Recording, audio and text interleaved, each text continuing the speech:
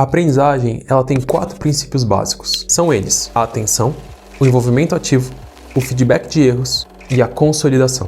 Só que desses 4 princípios básicos, vários deles a gente consegue entender bem o que eles significam, a gente consegue entender bem como que eles funcionam. Só que existe uma parte que as pessoas também acham que entendem muito bem, que é o feedback e erros, e elas na verdade não entendem tanto assim como que funcionam feedbacks e erros. A maioria das pessoas acham que simplesmente o fato de você estar assistindo uma pessoa fazer uma questão de uma forma certa faz com que você esteja fazendo uma correção. E isso não tem nada a ver, segundo a ciência da aprendizagem. Você não vai conseguir exatamente aprender com os seus erros se for uma outra pessoa que estiver corrigindo para você. Se você quer entender melhor a correção de erros, como que você usa melhor os seus feedbacks, fica comigo até o final desse vídeo que eu vou te contar como que você aproveita o fato de você estar errando para você se tornar um brilhante aluno. Se você não me conhece, meu nome é Pedro Nakamura, sou professor de matemática e especialista em ciência da aprendizagem. Se você quer aprender como que se estuda mais e melhor, de forma otimizada, como que você utiliza os seus erros para transformar eles em acertos posteriores, se inscreve nesse canal, ativa as notificações, que eu vou te ensinar tudo que eu sei sobre a ciência da aprendizagem. Uma das primeiras coisas que a gente precisa falar sobre o erro, primeiro sobre uma coisa que a gente dá o nome de mindset. Uma coisa que a gente já falou em um dos outros vídeos. Se você quiser saber quais são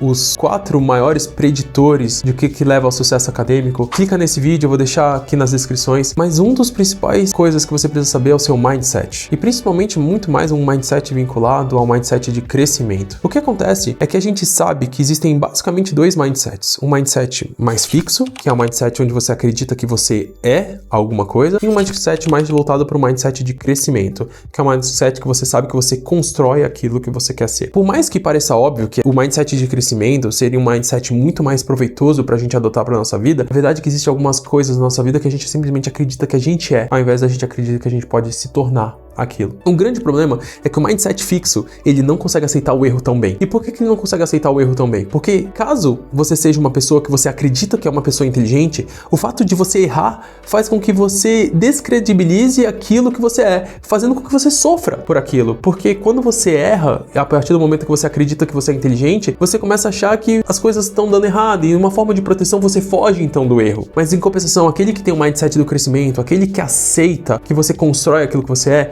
ele aceita o erro com uma facilidade muito maior. Ele consegue aceitar o erro com uma facilidade muito maior porque ele sabe que parte do processo de construção para você se tornar uma pessoa muito mais prolífera no futuro, uma pessoa onde você se torna uma pessoa mais inteligente, você se torna uma pessoa mais capaz, se torna uma pessoa mais próspera, ela depende do fato de você fazer erros e acertos. Então, a pessoa que tem esse mindset de crescimento, ela consegue aceitar os fatores estressores com uma facilidade muito maior do que aquelas pessoas que têm um mindset mais fixo. Então, qual que é a primeira coisa que a gente tem que saber sobre o erro? O erro não é igual para todas as pessoas. O erro pode ser um elemento que pode gerar fuga para algumas pessoas e ela pode gerar motivação para outras pessoas. Só que a diferença essencial para você saber se ela vai gerar uma fuga ou ela vai gerar uma motivação é você simplesmente primeiro saber como está funcionando o seu mindset. O seu mindset, ele tem que estar muito mais vinculado a um crescimento do que exatamente a um mindset fixo. Portanto, a primeira coisa, a gente precisa corrigir o erro. Para corrigir o erro, a gente vai acabar se tornando, mas para isso você tem que entender. Você não nasceu inteligente, você não nasceu burro. Você vai se tornar inteligente ou então, com o tempo, se você não estudar, você vai se tornar burro naquilo que você não está estudando. Então é importante que você entenda sobre esse processo de construção, porque a partir do momento que você aceita esse processo de construção, aí sim a gente pode ir para as próximas etapas, que é como que você enxerga o erro. Uma vez que a gente abraçou esse mindset de crescimento, onde a gente aceita o erro como um processo de evolução na nossa vida, a segunda coisa que a gente tem que entender é que nem todos os erros são fáceis de corrigir de forma igual. Ou você acha que simplesmente o fato de você errar porque você simplesmente pisou no pé de alguém é igual ao fato de você errar porque você acabou confrontando alguém de forma preconceituosa. São coisas totalmente diferentes. O fato de você pisar no pé de alguém provavelmente foi uma falha pontual e você consegue corrigir ela de uma forma muito tranquila, simplesmente prestando um pouquinho mais de atenção, pedindo desculpa em relação à situação. Mas o confronto preconceituoso, ele provavelmente está enraizado em cima de crenças. E porque ele está enraizado em cima de crenças, ele é um erro muito mais profundo. Ele é um erro que está baseado em muitas coisas muito mais densas dentro da sua cabeça. Então nem todos os erros são fáceis de corrigir igual. E para o estudo, alguns erros são mais fáceis de serem corrigidos e outros erros são mais difíceis de serem corrigidos. E por isso,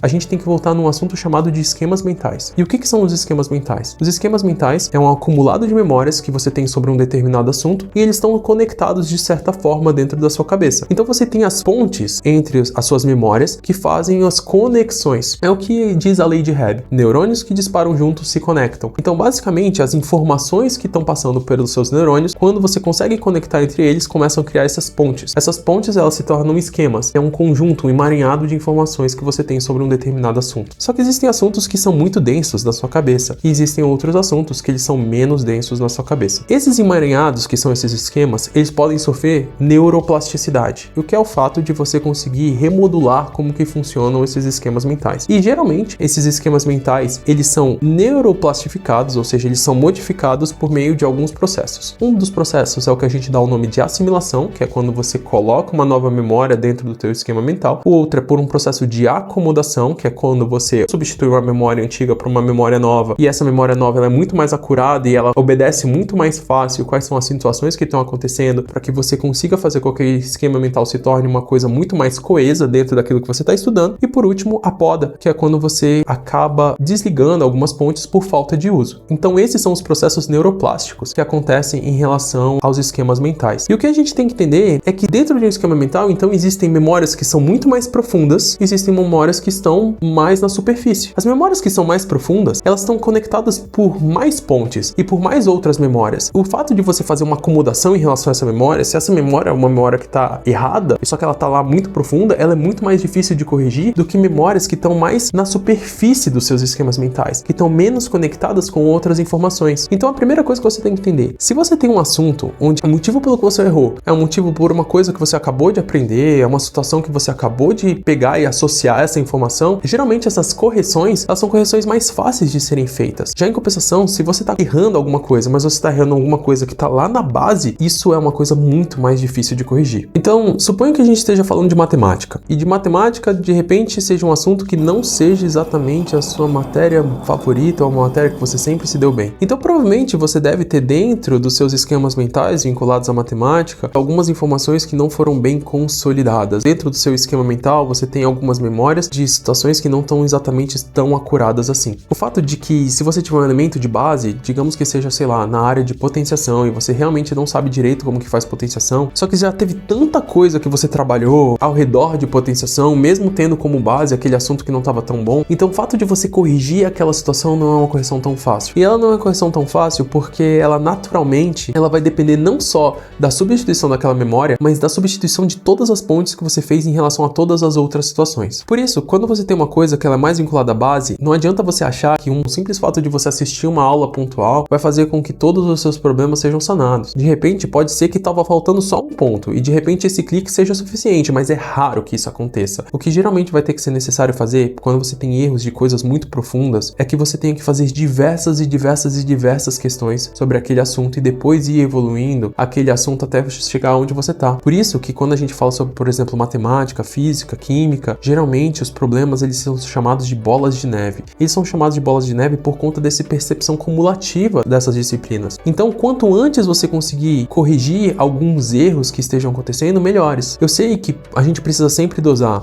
mas uma das coisas que eu falo em minhas mentorias, principalmente para famílias que têm crianças que são relativamente novas, é que se você perceber que a criança ela tem aptidão, e não só tem aptidão, mas ela tem um recebimento relativamente positivo em relação a esse feedback de erros, a minha sugestão é que você consiga trabalhar os erros o quanto antes. É importante que quanto antes você consolidar os erros e assim corrigir os erros de uma forma bem feita, mais fácil vai ser. Para quê? Para que você não tenha que voltar num momento muito distante daquele momento de aprendizagem que você está, para ter que sair corrigindo essas correções mais internas, essas correções mais densas, esses elementos que eram elementos básicos e você não sabe exatamente direito. Já em compensação, se o seu erro ele está mais na periferia dos seus esquemas mentais, então esses erros são muito mais fáceis de serem corrigidos, porque de novo, eles não estão numa posição muito densa, eles estão numa posição mais periférica. Então, pequenos momentos de estudo associados a qual é a forma correta de se fazer, eles são extremamente essenciais aqui. Uma das coisas importantes de você entender que não é a visualização passiva daquela correção do erro que vai fazer com que você substitua aquela memória antiga e errada por uma memória mais acurada, mas sim o fato de você refazer aquilo com o seu próprio pensamento, entendendo exatamente o que você errou. Por isso que é extremamente importante que quando quando você, por exemplo, estiver fazendo uma prática de ensinar,